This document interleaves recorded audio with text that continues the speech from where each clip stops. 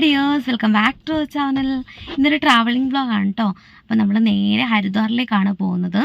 അപ്പോൾ ഇപ്പോൾ രാവിലെ 5:30 ആയിട്ടുണ്ട്. ഇവിടുന്ന് 2.5 മണിക്കൂറാണ് ഹരിദ്വാറിലേക്ക്. അപ്പോൾ ഞങ്ങൾ 2 ഫാമിലീസാണ് ഹരിദ്വാറിലേക്ക് പോകുന്നത്. അപ്പോൾ ഞങ്ങൾ നേരെ അവരുടെ ക്വാർട്ടേഴ്സിലേക്ക് പോയി അവരെ പിക്ക് ചെയ്തിട്ടാണ് കേട്ടോ പോകുന്നത്. അപ്പോൾ നമ്മൾ 3 ദിവസത്തെ ട്രിപ്പാണ് പ്ലാൻ ചെയ്തിരിക്കുന്നത്. First day Haridwar and second day Dehradun and third day Rishikesh. ഇങ്ങനെയാണ് നമ്മുടെ പ്ലാൻ. ഏട്ടൻ്റെ ഒരു ഫ്രണ്ട് ഡെറാഡൂണിലാണ് താമസിക്കുന്നത്. അതുകൊണ്ടാണ് നമ്മൾ ഡെറാഡൂൺ കൂടി ഒന്ന് കവർ ചെയ്യാമെന്ന് വിചാരിച്ചത്. പോകുന്ന വഴിക്ക് നമ്മൾ ബ്രേക്ക്ഫാസ്റ്റ് ഒന്നും കഴിച്ചില്ല. നമ്മൾ നേരെ അമ്പലത്തിലേക്ക് തന്നെയാണ് പോയത്. അവിടെ ചെന്നിട്ട് കഴിക്കാമെന്ന് വിചാരിച്ചു. അങ്ങനെ ഞങ്ങൾ ഹരിദ്വാറിലെ പാർക്കിങ്ങിൻ്റെ അവിടെ എത്തി. അവിടെ പാർക്കിംഗ് ഫീ 140 രൂപയാണ് കേട്ടോ വരുന്നത്. അങ്ങനെ ഞങ്ങൾ വണ്ടി പാർക്ക് ചെയ്തതിന് ശേഷം നേരെ പുറത്തിറങ്ങി നേരെ ഗംഗാനദിയുടെ തീരത്തേക്കാണ് കേട്ടോ പോകുന്നത്. ഇന്ന് നോക്കിക്കഴിഞ്ഞാൽ ശിവൻ്റെ ഒരു വലിയ പ്രതിമ കാണാം കേട്ടോ. അതിനുശേഷം എന്നത്തെയും പോലെ തന്നെ കുറച്ച് ഫോട്ടോസും വീഡിയോസൊക്കെ എടുത്തു കേട്ടോ. അതിനുശേഷം ഞാനും നീതു ചേച്ചിയും കൂടെ നേരെ ഷോപ്പിലേക്കാണ് കേട്ടോ പോകുന്നത്. അവിടെ ഇരുവശങ്ങളിലും നിറച്ച് കച്ചവടക്കാരാണ്. അപ്പോൾ കുറച്ചൊക്കെ കടകളൊക്കെ ഓപ്പൺ ആയിട്ടുണ്ട്. അങ്ങനെ ഞങ്ങൾ കുറച്ച് ഐറ്റംസൊക്കെ പർച്ചേസ് ചെയ്തു കേട്ടോ. നല്ല റേറ്റ് കുറവുണ്ട്. അത്യാവശ്യം നമുക്ക് വാങ്ങിക്കാൻ പറ്റുന്ന അഫോർഡബിൾ ആയിട്ടുള്ള റേറ്റിലാണ്. അതിനുശേഷം നമ്മൾ നേരെ ബ്രേക്ക്ഫാസ്റ്റ് കഴിക്കാനാണ് കേട്ടോ പോയത്. തൊട്ടടുത്തായിട്ട് നമ്മളൊരു റെസ്റ്റോറൻറ്റ് കണ്ടു കേട്ടോ. അപ്പോൾ നേരെ അങ്ങോട്ടേക്കാണ് പോയത്. ഇവിടെ കഴിക്കാനായിട്ട് ആലു പൊറോട്ടയും മിക്സഡ് അച്ചാറും കേടും ആയിരുന്നു കേട്ടോ ഉണ്ടായിരുന്നത്. അങ്ങനെ ഞങ്ങൾ അതൊക്കെ കഴിച്ചതിന് ശേഷം നമ്മൾ വീണ്ടും ഗംഗാനദിയുടെ തീരത്തേക്ക് പോവാണ് കേട്ടോ. ഗംഗാനദിയുടെ തീരത്ത് സ്ഥിതി ചെയ്യുന്ന അതിപുരാതനമായ ഒരു ഹിന്ദു പുണ്യ നഗരമാണ് ഹരിദ്വാർ. കുംഭമേള നടക്കുന്ന പ്രധാന സ്ഥലങ്ങളിൽ ഒന്നാണ് ഈ ഹരിദ്വാർ. 12 വർഷത്തിലൊരിക്കലാണ് ഹരിദ്വാറിൽ കുംഭമേള നടത്തുന്നത്. സ്റ്റെപ്പ് കയറി മുകളിലേക്ക് ചെന്നപ്പോഴത്തേക്കും ഇരുവശങ്ങളിലും കച്ചവടക്കാരാണ് കേട്ടോ. ലക്ഷക്കണക്കിന് ഭക്തർ ഓരോ വർഷവും തങ്ങളുടെ പാപങ്ങൾ കഴുകിക്കളഞ്ഞ് മോക്ഷം നേടാൻ എന്ന വിശ്വാസത്തിൽ ഇവിടെ എത്തി ഗംഗയിൽ കുളിക്കുന്നു. മൻസാദേവി, ചണ്ഡീദേവി ക്ഷേത്രങ്ങൾ ആണ് ഇവിടെ ഏറ്റവും പ്രശസ്തമായിട്ടുള്ളത്. മലമുകളിൽ സ്ഥിതി ചെയ്യുന്നതാണ് ഈ 2 ക്ഷേത്രങ്ങളും. നമുക്ക് കേബിൾ കാർ വഴിയും അല്ലാതെ നടന്നും നമുക്ക് അങ്ങോട്ടേക്ക് പോകാൻ സൗകര്യമുണ്ട്. വൈകുന്നേരങ്ങളിലെ ഗംഗാ ആരതിയാണ് കേട്ടോ ഇവിടെ വളരെ പ്രശസ്തമായിട്ടുള്ളത്.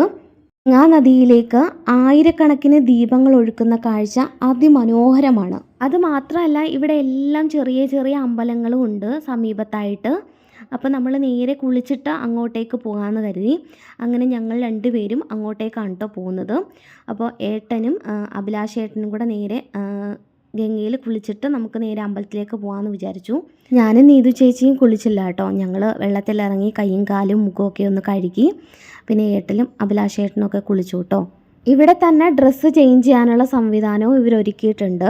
അവിടെ കുറേ ഫോട്ടോഗ്രാഫേഴ്സ് ഉണ്ട് കേട്ടോ. നമുക്ക് അവിടെ നിന്ന് ഫോട്ടോസൊക്കെ എടുക്കാം. ഒരു ഫോട്ടോയ്ക്ക് 50 രൂപയാണ് കേട്ടോ വരുന്നത്.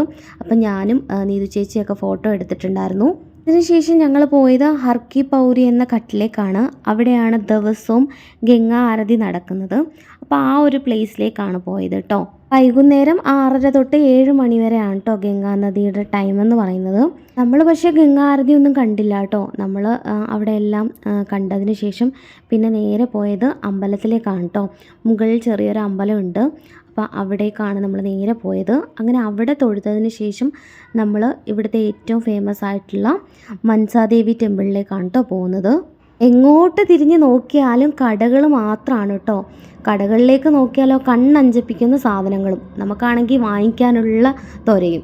കൃഷ്ണൻ്റെ പല വെറൈറ്റി ആയിട്ടുള്ള 70 പിക്ചേഴ്സാണ് കേട്ടോ. ഏത് കടയിൽ കയറണമെന്നാണ് നമുക്ക് കൺഫ്യൂഷൻ. അങ്ങനെ ഞങ്ങൾ ഒരു കടയിൽ കയറി കുറച്ച് സാധനങ്ങളൊക്കെ വാങ്ങിയിട്ടോ. ഏത് സ്ഥലത്ത് പോയാലും എനിക്ക് അവിടുന്ന് എന്തെങ്കിലും ഒരു വസ്തു വാങ്ങിക്കണം കേട്ടോ. അത് പണ്ടേയുള്ള ശീലമാണ്. കാരണം അതൊരു ഓർമ്മയ്ക്കായിട്ട്. അതിനുശേഷം നമ്മൾ കുൽഫിയൊക്കെ കഴിച്ചു നേരെ അമ്പലത്തിലേക്കാണ് കേട്ടോ പോകുന്നത്. കുറേ ദൂരം നടക്കാനുള്ളതാണ്. അപ്പോൾ അതുകൊണ്ട് നമ്മൾ ശരീരമൊക്കെ ഒന്ന് തണുക്കാൻ വേണ്ടിയിട്ടാണ് കേട്ടോ കുൽഫി കഴിച്ചത്. അങ്ങനെ ഞങ്ങൾ മൻസാദേവി ടെമ്പിളിലേക്ക് പോവാണ്. അങ്ങനെ നടക്കാനുമുള്ള വഴിയുണ്ട്. അതുപോലെ തന്നെ കേബിൾ കാറും അവൈലബിൾ ആണ്. നമ്മൾ പക്ഷേ നടന്നാണ് കേട്ടോ പോകുന്നത്. നമ്മൾ നടക്കുമ്പോൾ തന്നെ കാണാൻ പറ്റും കേബിൾ കാറിൽ അങ്ങോട്ടും ഇങ്ങോട്ടും ആളുകൾ പോകുന്നത്. പക്ഷെ അതിൽ കയറാനായിട്ട് ഒരു നീണ്ട ക്യൂ തന്നെ ഉണ്ടായിരുന്നു. അതുകൊണ്ട് നമ്മൾ നടന്നു പോകാമെന്ന് തന്നെയാണ് കരുതിയത്. ഹർക്കി പൗരിയിൽ നിന്ന് ഏകദേശം ഒരു 3 കിലോമീറ്ററോളം ദൂരമുണ്ട് മൻസാദേവി ടെമ്പിളിലേക്ക്. ഹരിദ്വാറിലെ ശിവാലിക് കുന്നുകളിൽ സ്ഥിതി ചെയ്യുന്ന പ്രശസ്തമായ ക്ഷേത്രമാണ് മൻസാദേവി ക്ഷേത്രം. അങ്ങനെ ഞങ്ങൾ അമ്പലത്തിൽ എത്തിച്ചേർന്നു കേട്ടോ. അമ്പലത്തിനകത്തേക്ക് ഫോണൊക്കെ അലൗഡ് ആണ്. ദുർഗാദേവിയുടെ അവതാരമായി കണക്കാക്കപ്പെടുന്ന മൻസാദേവിയാണ് ഇവിടുത്തെ പ്രതിഷ്ഠ. അങ്ങനെ ഞങ്ങൾ അമ്പലത്തിൽ പ്രാർത്ഥിച്ചതിന് ശേഷം നേരെ പോയത് റെസ്റ്റോറൻറ്റിലേക്കാണ് കേട്ടോ. അപ്പോഴേക്ക് സമയം 2 മണിയൊക്കെ കഴിഞ്ഞിട്ടുണ്ടായിരുന്നു. അപ്പോഴത്തേക്ക് നല്ല വിശപ്പായിട്ടുണ്ടായിരുന്നു.